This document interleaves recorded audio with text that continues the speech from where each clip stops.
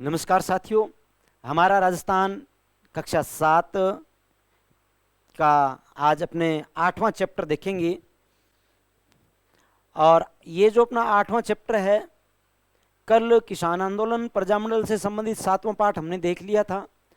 आज अपने 8वें पाठ का नाम है आज़ादी से पूर्व राजस्थान में सामाजिक और शैक्षणिक सुधार क्या क्या हुए थे, क्या क्या सामाजिक कुप्रथाएं थी, और इसके साथ साथ में शिक्षा के सुधार भी कैसे हुए, क्या क्या प्रयास किए गए थे, इन सब की चर्चा हम यहाँ पर करेंगे।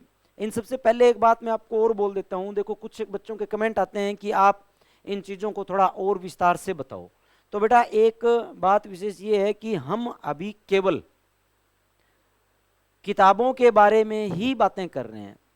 आगे ये सारी क्लासेस जो है वो डिस्क्रिप्टिव रूप में भी आपको मिलने वाली है, चाहे वो ज्योग्राफी का चैप्टर हो, चाहे वो हिस्ट्री का चैप्टर हो, चाहे वो कल्चर का चैप्टर हो, चाहे पॉलिटी का, चाहे इंडिया का कोई भी चैप्टर हो।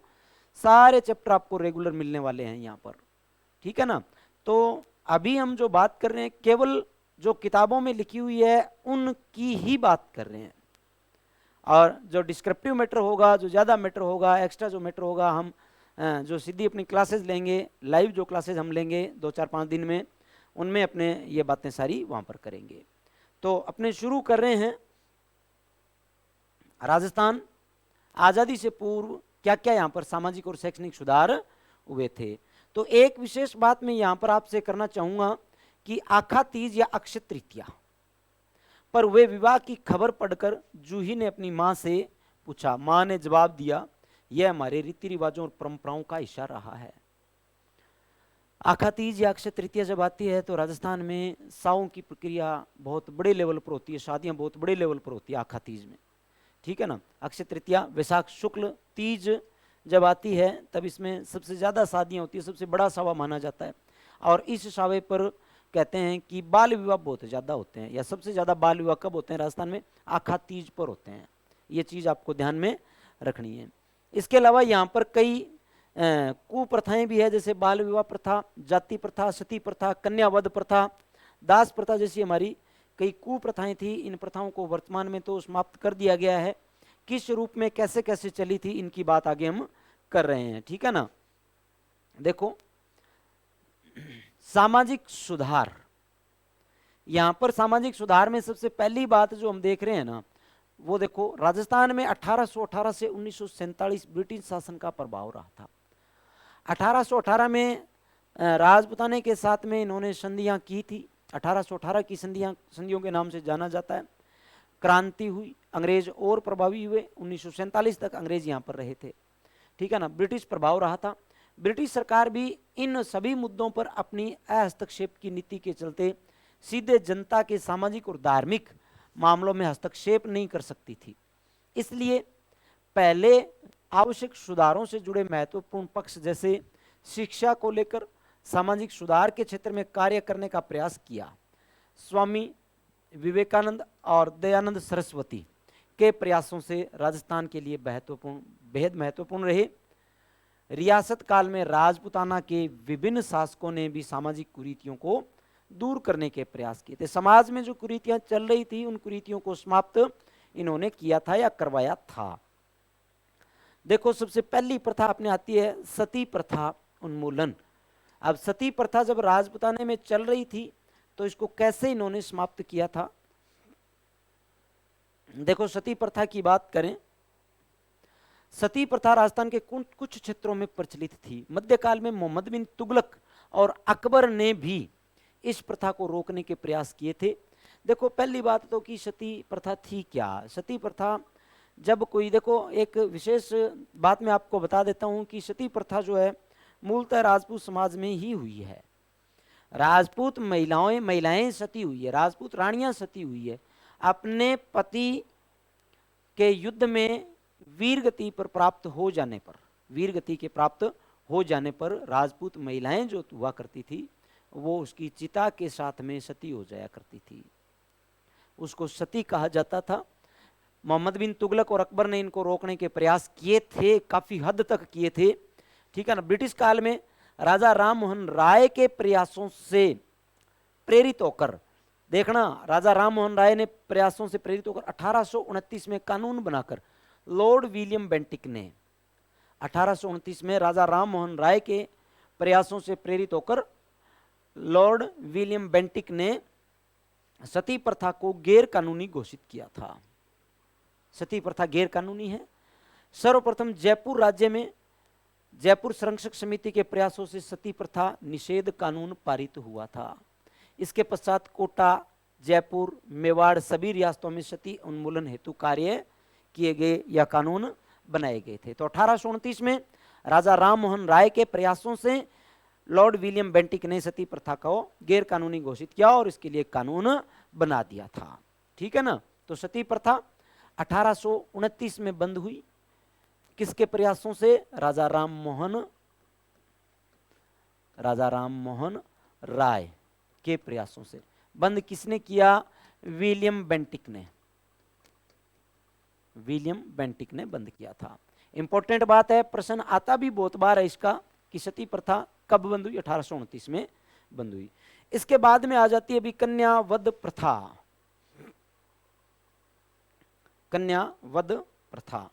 कन्यावध प्रथा क्या थी? राजस्थान में सर्वप्रथम कोटा रियासत ने कन्यावध को गैर कानूनी घोषित किया था। इसके पश्चात बीकानेर, जोधपुर, जयपुर, उदयपुर, अलवर रियासतों ने भी इस प्रथा को गैर कानूनी घोषित कर दिया था। आज हम कह सकते हैं कि भ्रूण हत्या जो है वो पहले की कन्यावध प्रथा थी। भ्रूण हत्या में बच्चे को जब लड़की का पता लग जाता है, भ्रूण की लड़की है, तो उसको पेट के अंदर ही मार दिया जाता है। और यहाँ पर लड़की को जन्म लेने के बाद में अफीम या कुछ और दे करके मार दिया जाता था। जो भ्रूण हत्या करवा रहे हैं आज, वो एक तरह का कन्यावध प्रथा ही है। आज पेट में जब बच्ची का पता लग जाता है कि लड़की है या लड़का है, लड़की है तो एक अबॉर्शन की प्रक्रिया के तहत लड़की को मरवा दिया जाता है। और कन्यावध प्रथा भी एक ऐसा ही था, लड़की के जन्म लेने के बाद में उसको मरवा दिया जाता था। बाल विवाह एवं अनमेल विवाह निषेध कानून। बाल विवाह छोटी उम्र में, अनमेल विवाह लड़के का बड़ा होना या लड़की का बहुत छोटा होना, या लड़की का बड़ा होना लड़के का छोटा होना, उम्र का अंतर होना, बेमेल विवाह कहते हैं। कम उम्र की कन्याओं का उनसे अधिक उम्र अधिक अवस्था के पुरुष से विवाह करना, अनमेल विवाह या अवयस्क बालक बालिकाओं का विवाह कर देना, दोनों एक कुप्रथा समाज में प्रचलित थी। इससे बालक बालिकाओं के शारीरिक और मानसिक स्वास्थ्य पर विपरीत प्रभाव पड़ता था। आगे राष्ट्रीय स्तर पर अनमेल एवं बाल विवाह जैसी कुप्रथाओं को रोकने के लिए समाज सुधारक स्वामी दयानंद सरस्वती ने आवाज उठाई। 10 दिसंबर 1903 अलवर रियासत ने बाल विवाह और अनमेल विवाह निषेध कानून बनाया था। स्वामी दयानंद सरस्वती, देखो, बाल विवाह और अनमेल विवाह का कानून आवाज सबसे पहले उठाने वाले थे स्वामी दयानंद सरस्वती, और रोक लगाने वाली रियासत अलवर 10 दिसंबर 1903। 10 दिसंबर 1903 को इस पर रोक लगी थी भाई। ठीक है ना। आगे देखो, दास प्रथा। दास प्रथा क्या थी? भारत में दास प्रथा प्राचीन काल से अस्तित्व में थी। राजस्थान में भी इससे अछूता नहीं था। मुगलों के आगमन के बाद इस प्रथा को और बढ़ावा मिला। दासों की संख्या के आधार पर कुल और परिवार की प्रतिष्ठा एवं उच्चता का आंकलन होने लगा। ये शासक सामंत एवं धनिकों के यहाँ सेवा शुश्रूषा के लिए रहते थे। इनकी सामाजिक स्थिति अच्छी नहीं थी। इस प्रथा को चाकर या हाड़ी के रूप में जाना जाता है। दास प्रथा या चाकर प्रथा या हाड़ी प्रथा। ठीक है ना। रोक लगी 1833 में चार्टर अधिनियम के द्वारा। चार्टर एक्ट पारित हुआ था 1833 का। इसके द्वारा, इसके तहत इस पर रोक लगी थी भाई। दास प्रथा का अंत इन्होंने किया था। आगे आ जाती है डायन प्रथा। डायन प्रथा राजस्थान में कुछ जातियों में महिलाओं पर डाकन होने का आरोप लगाकर उन्हें मार दिया जाता था भाई। यह अंधविश्वास पर आधारित थी। मेवाड़ और कोटा में इस प्रथा का प्रचलन अधिक था। 1853 में डाकण प्रथा की जानकारी मिलने पर एजीजी राजपुताना ने इसे अमानवीय प्रथा को प्रतिबंधित करने हेतु कानून बनाया। रियासतों के शासकों पर दबाव बनाया और कुछ रियासतों द्वारा इस प्रथा को गैर कानूनी घोषित कर दिया गया था। कुछ रियासतों द्वारा इस प्रथा को गैर कानूनी घोषित कर दिया था। ठीक है ना। इसके बाद में आगे शैक्षणिक सुधार क्या क्या हुए भारतीय समाज में। प्राचीन काल से शिक्षा का महत्व रहा है। प्राचीन काल में शिक्षा के मुख्य केंद्र घरेलू शिक्षा, गुरुकुल शिक्षा, विद्या आश्रम, उपाश्रय, पाठशाला, मकतब, मदरसे, मठ आदि रहे हैं। यहाँ पर शिक्षा दी जाती थी। परिवार प्राथमिक शिक्षा और व्यावसायिक शिक्षा के प्रमुख केंद्र होते थे। सबसे पहली शिक्षा बच्चे की परिवार से शुरू होती थी। राजपुताना में भी शिक्षा विभिन्न काल क्रमों से गुजरी है। ब्रिटिश साम्राज्य ने 19वीं शताब्दी से पूर्व की शिक्षा को देसी शिक्षा, इंडिजीनियस एजुकेशन से संबोधित किया है। इसके बाद की शिक्षा को अंग्रेजी शिक्षा, पाश्चात्य शिक्षा या आधुनिक शिक्षा के नाम से जाना जाता है। इंडिजीनियस शिक्षा या भारतीय शिक्षा या अपनी पौराणिक शिक्षा पद्धति जो थी उसको कहा जाता था, और बाद की वेस्टर्न एजुकेशन या पाश्चात्य शिक्षा की प्रणाली रही है। ठीक है ना। इस प्रकार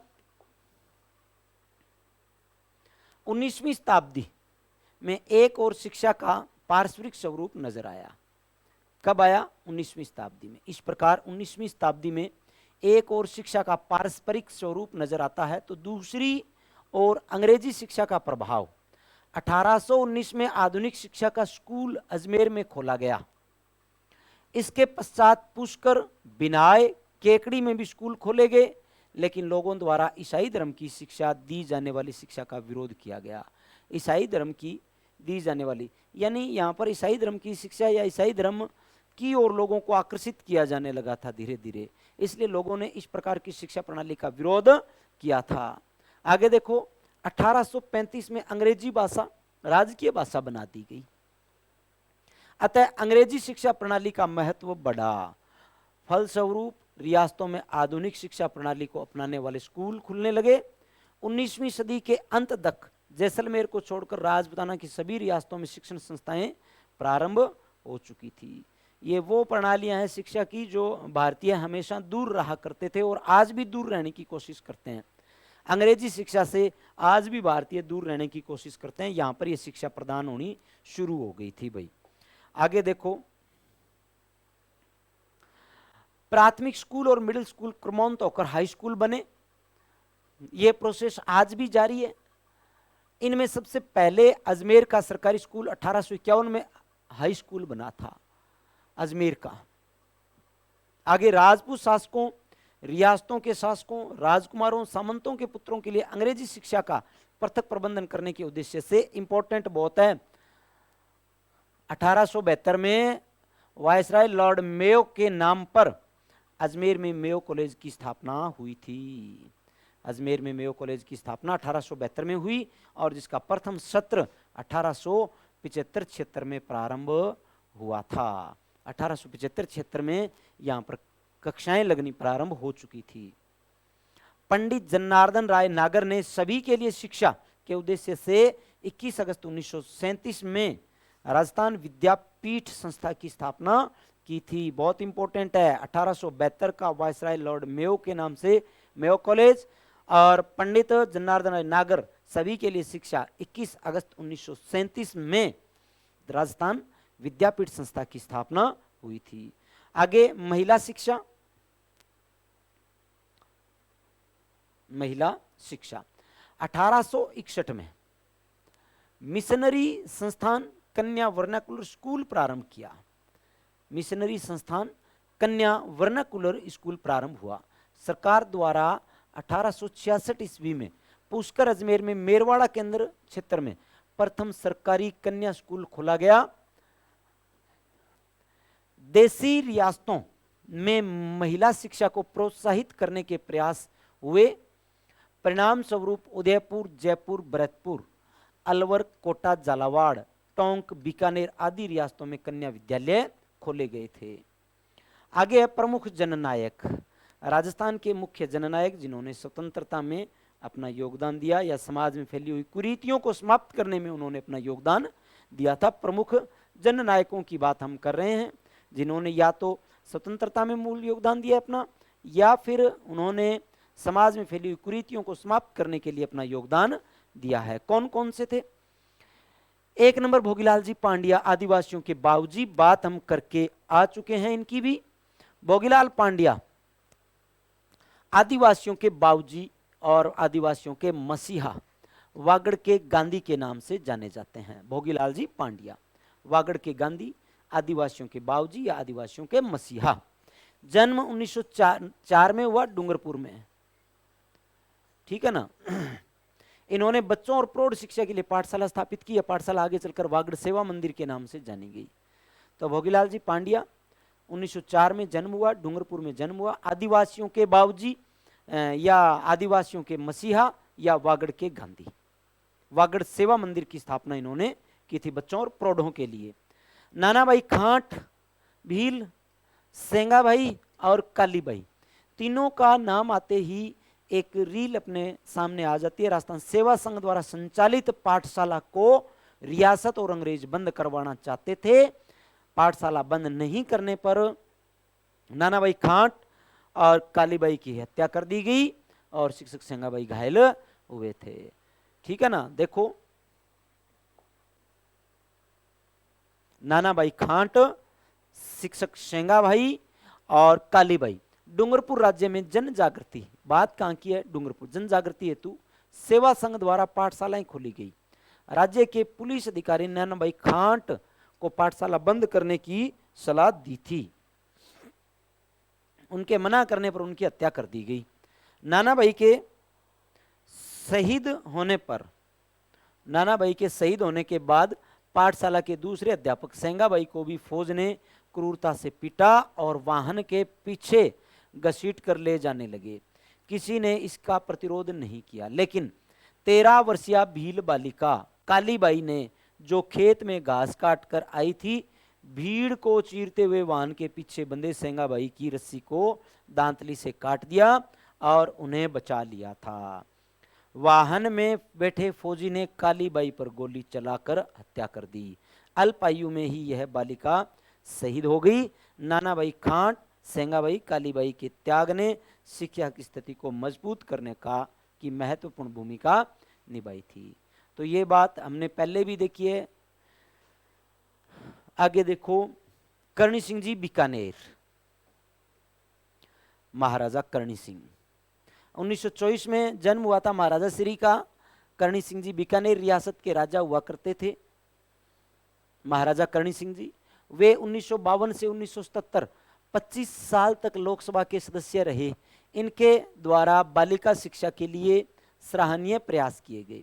सह शैक्षिक गतिविधियों के उन्नयन हेतु खेलकूद, निशानेबाजी आदि को प्रोत्साहित किया गया एवं छात्रवृत्ति की शुरुआत की गई थी, ठीक है ना। इसके बाद में हीरालाल जी शास्त्री, जन्म कब हुआ? 24 नवंबर 1899, जोबनेर, जयपुर में किसान परिवार में जन्मे थे। प्रारंभ से ही समाज सेवा की भावना इनके मन में रही, जिसके कारण इन्होंने जयपुर राज्य की सेवा का परित्याग कर दिया। सन 1929 में इन्होंने दूरस्थ एवं पिछड़े गांव की वनस्थली को अपना कार्य क्षेत्र चुना। यहाँ इन्होंने जीवन कुटीर नामक संस्था की स्थापना की। भाई साहब, आपको पूछ सकते हैं जीवन कुटीर किसने स्थापित की? तो हीरालाल शास्त्री ने वनस्थली को अपना केंद्र बनाया और जीवन कुटीर की स्थापना की थी, जहां समर्पित सामाजिक ग्रामीण कार्यकर्ताओं को रोजगार और ग्रामीण क्षेत्र की पुनः रचना हेतु प्रशिक्षण दिया गया। ये आगे चलकर प्रजामंडल में भी सक्रिय रहे। 1948 में जयपुर स्टेट के एवं 30 मार्च 1949 को राजस्थान के मुख्यमंत्री बने थे। अपनी पत्नी के साथ मिलकर महिला शिक्षा को बढ़ावा देने के लिए इन्होंने वनस्थली विद्यापीठ की स्थापना की थी। रत्ना शास्त्री के साथ में मिलकर के इन्होंने वनस्थली विद्यापीठ की स्थापना की थी। आगे रतन शास्त्री रतन शास्त्री को महिला शिक्षा के उल्लेखनीय योगदान देने वाली महिलाओं के रूप में जाना जाता है। इन्होंने वनस्थली विद्यापीठ की स्थापना की थी, जिनमें पद्मश्री पुरस्कार, पद्म भूषण एवं जमनालाल बजाज अवार्ड प्रमुख है। कई इन्होंने सम्मान प्राप्त किए थे, पद्मश्री, पद्म भूषण, जमनालाल बजाज अवार्ड इनको प्राप्त हुए थे। आगे किशोरी देवी,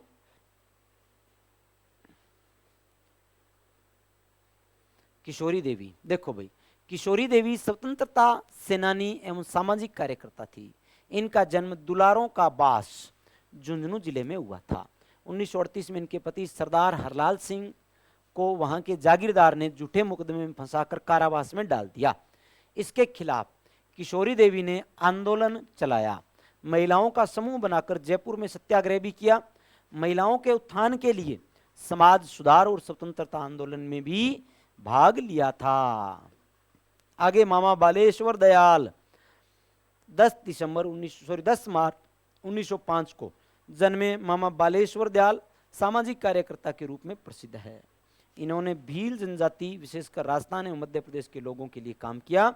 इसके लिए उन्होंने जल, जंगल और जमीन आंदोलन चलाया था। जल, जंगल और जमीन आंदोलन किसने चलाया? मामा बालेश्वर दयाल ने चलाया था। शब्दावलियां हैं। अभिशप्त क्या है? शाप लगा हुआ। उन्मूलन समाप्त करना। पांडुलिपि हस्तलिपि, ठीक है ना। अभिशाप, अभिशप्त शाप लगा हुआ। उन्मूलन समाप्त करना। पांडुलिपि हस्तलिखित प्रतिलिपि। प्रबुद्ध, बुद्धिजीवी या ज्ञानवान। तो ये सारी बातें जो हमने की है, चैप्टर 8 की बातें हमारी कंप्लीट हुई है। इससे आगे की क्लास में हम चैप्टर नंबर 9 की बात करेंगे। तब तक के लिए धन्यवाद।